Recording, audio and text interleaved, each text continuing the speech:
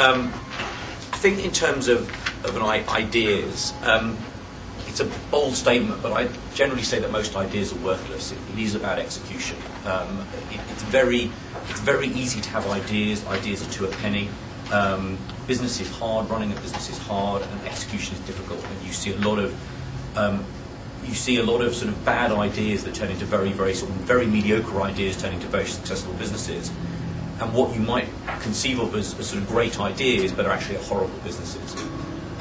Figleaves is a great example. When I said Figleaves, online underwear retailer, with our vision of global underwear domination, and people say, what a brilliant idea. And it's like, well, it's not a brilliant idea. What is brilliant about selling underwear?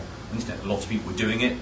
Underwear, lots of underwear retailers around the world. Actually, there really was nothing very clever about the idea. What we did was we executed very well. A second example is thinking about whether, and I think Ben or Simon mentioned this, product versus a business. I was looking at a business yesterday, which someone had written a business plan and had a proof of concept and was going out wanting to raise VC money, and it was a natural language play. I don't want to say what it is. It was a great product. It was not going to make a big. It was not going to be a business. The best thing this person could do was to sell himself quickly, but he wanted to actually have a business that sold a product to consumers that raised money. He was going to fail, so no question he's going to fail. And I think that if someone is honest, really honest about looking deep and say, if you've got an idea, is it really going to turn into a business? Writing a business plan, coming up with a set of assumptions that on paper looks like it's going to make money is really, really easy. But there is a well-populated graveyard of internet businesses that look very good on paper that didn't turn into practice. Shazam is a really fascinating business. For people who don't know it, it's really intriguing because it's a service that still exists today. You dial 258 on your mobile phone and it'll identify any music. So whether it's on the radio, they've I don't know how they've done this, but they have millions and millions of CDs that they've captured. It was a brilliant business plan. They did market research. The market research was fantastic. But the concept was, could you really imagine people being in nightclubs and holding up their mobile phones and actually tagging music? And they raised a huge amount of money. It didn't work. And that for me is a good example of a great business. But actually, in reality, was it ever going to work as a business? Springwise, for people who don't know it, is fascinating. If you actually don't have an idea, Springwise is a great service where every week you'll get emails with 10 interesting business ideas from around the world. One thing that I often encourage people to do who want to set up a business is actually go and copy someone else's business. There are lots of businesses around the world that are doing very, very well, and you look at people talk about love film. There's a tried and tested model of taking businesses like Netflix that worked in the States and bringing them into Europe. Testing ideas. Again, a lot of people they sit in a darkened room, they come up with their brilliant idea a year later, thinking that the sort of hard work has been done. One of my favourite stories about how can you test an idea? How without gambling your life savings, can you actually get some insight? And the story of Innocent, the sort of the juice business is lovely. It's the three guys, before they gave up their jobs, they went to a music festival, they made 100 smoothies, and they had two buckets. And one said, should we give up our jobs and do this full time? And the other said, don't worry, this is a waste of time. At the end of the day, the bucket with the give up your jobs was full, and the other one was empty. It was great market research. It's also a great part of their sort of brand DNA. And I think that trying to work out how you can sort of test ideas before you sort of bet the shop on them is something to think about. So you've got an idea. The next thing is writing a business plan. All the money I've raised, and I've raised tens of millions of pounds over the last seven years, has never been more than a 15-page PowerPoint presentation. Completely agree. People who spend a year writing a sort of 100-page A4 business plan, generally a waste of time, and time is much better spent doing other things. I also think in terms of a business model. Again, a friend of mine was raising a business and had built in Excel terms, a 5 megabyte model with hundreds of lines, with the RPI index projected out 5 years. Totally meaningless. It was a business that was driven by 5 metrics. You believe these 5 metrics, this is going to be a big business, and if you have another set of assumptions, it's going to be no business. But ultimately, an investor was gambling on, do you believe that I can sell this product to this many stores at this margin? Everything else was irrelevant. And actually, with a 7-line model, you gave an investor much more confidence that you understood the drivers of your business than by building some massively complicated model that actually was completely meaningless. And generally, I have a very, very simple structure. All the sort of the business plans that I've written are based on 3 things: destination, reasons, means. What is the destination? What is the vision for this business? Where do you want to get to? Reasons. Why is that a sensible place to end up? What is the rationale? Different ways of coming at the rationale, but why should I believe that your vision is both achievable and sensible? And then means, how you're going to get there. What is your, and that obviously varies by business, but what's the plan? How do you roll out? How do you develop the product? How do you hire people? How much money do you need? And it's a very, very simple structure, but it's a pretty compelling structure. And again, I think that investing the time, as Oscar Wilde said, it's easy to write a long business plan. Actually, writing a 10-page PowerPoint, often can take a very long time, because you want to distill an idea that you could talk about for days. VCs have short attention spans. Brent Hoberman of Last Minute said, only ever send me things that I can read on a BlackBerry. You can't distill, a business down into 3 or 4 lines, because, people are busy. The VCs and good investors are inundated with business plans, so you need to be able to articulate what you're doing in a very succinct and clear way. Raising money. My finance director at Figleaves used to say to me regularly that businesses fail for only one reason, which is they run out of cash. Clearly, the reasons for running out of cash may be numerous, but ultimately, the day they die, it's because they can't pay their bills.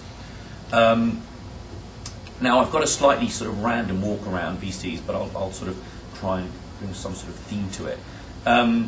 Figleaves, when we started, and we started the business in September '99.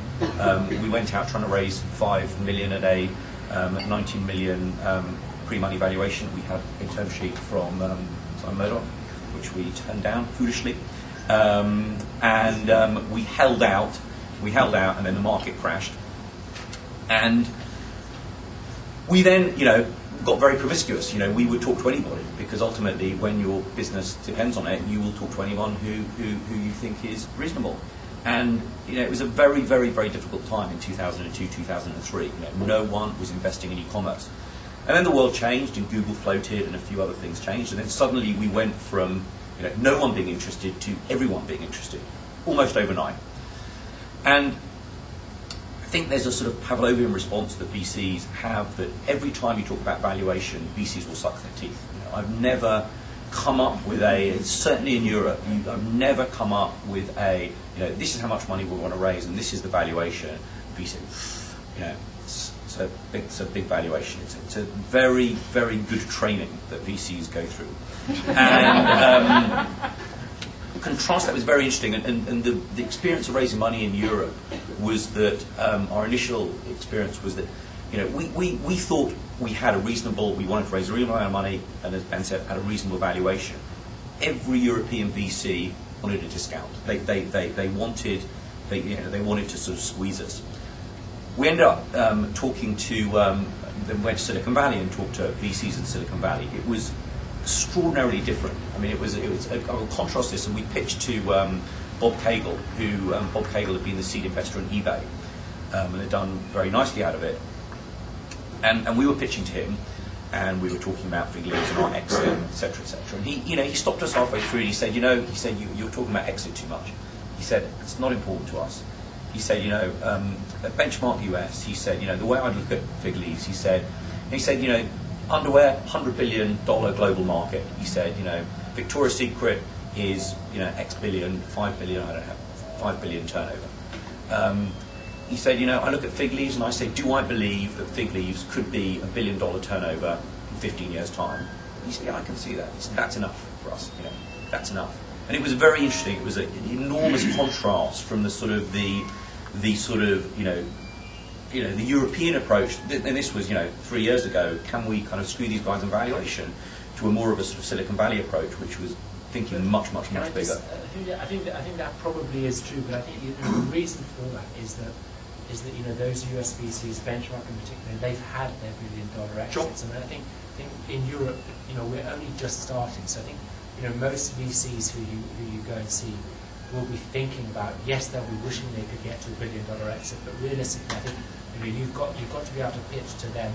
You've got to be able to tell a realistic story about creating a kind of $500 million business or kind of a few $100 million business. Then it's up to you and the VCs about whether you take it from there and go to the billion or try and sell it. As it happens, but we ended up raising money in the UK, but it was an interesting path that we took. What then happened is we did the sort of the Sandhill Road Run, as it's called, where we saw 7 VCs in 2 days in Sandhill Road, where all the VCs are in Silicon Valley.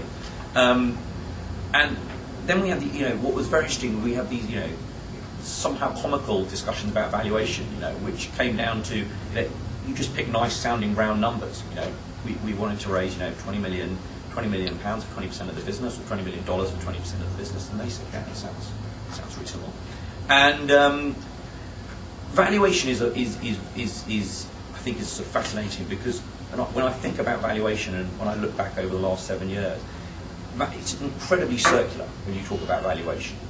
The starting point for a business like Figleaves is we know how much money we need. We've written our business plan. We understand our drivers. We understand the dynamics of our business. We understand, what the ebbs and flows of our business are. We say, we need, 10 million pounds, 20 million pounds, 5 million pounds. Typically, a VC doesn't argue. They can argue around the edges, but they have confidence that you understand what you're trying to do. So then the question is, well, okay, so this is how much money you need. Well, how much of your business are you going to give away for that? And then this is where the circularity becomes, because you're sort of saying, well, okay, well, if we get a £20 million valuation or £30 million valuation, VCs are typically looking for a 5 to 10 times return, because that's how their economics work, which is fine. So then you're saying, well, could you believe that this could be a 200 to 300 million pound business? And it becomes incredibly circular, and you have, it's a sort of session of, can you construct a rational framework that enables a VC to believe that in 3 to 5 years' time this could be a 200 million pound business? If the answer is yes, then you can justify a valuation of 40 to 60 million pounds today, and so it goes round. And so essentially, to sort of, for us, the valuation became, to some extent, a self-fulfilling prophecy. It was about, could you tell a story to yourself and then to the VCs where all the numbers sort of added up and everyone was sort of happy, and from our perspective, we were raising enough money to do what we had to do, and from a VC's perspective, they could see that they would make their return. And when this works well, everyone gets a sort of a warm, fuzzy feeling, and when it works badly, it all implodes. And then from our perspective, absolutely having 2 or 3 VCs made all the difference. When it comes to negotiating terms, and let's be clear, VCs have a long laundry list. And we met a very friendly VC in Boston who said, I'm going to be very honest with you, these are the ways that we will screw you. These are the things, when you talk about participation and preference and what on your preference and whether you'll have participation or reverse vesting. The reality is they are all negotiable. Everything is negotiable. It's all a trade-off. And if you've got, different VCs, that you can play off against each other, you get a better term sheet. And I agree with Ben. It's not all about valuation. Definitely, you can get a much higher valuation number with a big, preference. That's probably a bad deal for you to do. And your trade-off of how much preference shares you want versus what valuation we want versus other terms is about your risk profile, and they're very, very tradable. But certainly, my experience of having a number of people, and your favoured VC knowing that you have alternatives is very, very powerful. I think another interesting thing, business I'm raising money for at the moment, which has been an interesting dynamic, is the reality is the business, if everything goes perfectly, probably needs £250,000. The reality is we're going out and we're raising £1 million. Because it's a business, and our experience of this is just stuff happens in business. People who've run businesses, particularly sort of entrepreneurial businesses, you can write the best business plan, but I guarantee you, every quarter stuff will go wrong. Obviously, there are things where everything goes right and you blow all the numbers out of the park. But what's a much more likely scenario is that you've still got a great business, but you just don't hit your numbers, and you need more money than you thought. The dynamic has been very, very funny because we want to go out and raise £1 million, and some of the investors sort of say, well, you're raising £1 million, what are you going to spend it on? They want to know what is your use of funds, and they want to see that your use of funds kind of gets close to £1 million, because otherwise they're going to say, well, don't raise the £1 million. And then you meet another sort of investor, and they say, we think you should raise £1 million and not spend more than 200,000, because actually their experience of this type of business is that you just need a big buffer. Because this is a business, it's a fashion business where it's about time. It's about buying enough time to sort out all the things that are going to go wrong. And again, when you talk about meeting VCs that you get on with, it's about, if you really in your heart of hearts, you know that to run this business you want to have £1 million in the bank, because that's what's going to make you sleep at night, that's not necessarily a stupid strategy, and you need to find investors that are not going to be putting pressure on you to spend money as quickly as you raise it. Because again, being in an environment where you are running out of money, it's the most debilitating experience. Businesses that are running a business day to day or week to week because they just don't have cash is unbelievably depressing and time consuming. So my experience and a lot of advice I give to people is if you're raising money and you're not, you're raising 750,000 and you're oversubscribed, raise more money. Buying time and having a buffer is incredibly useful.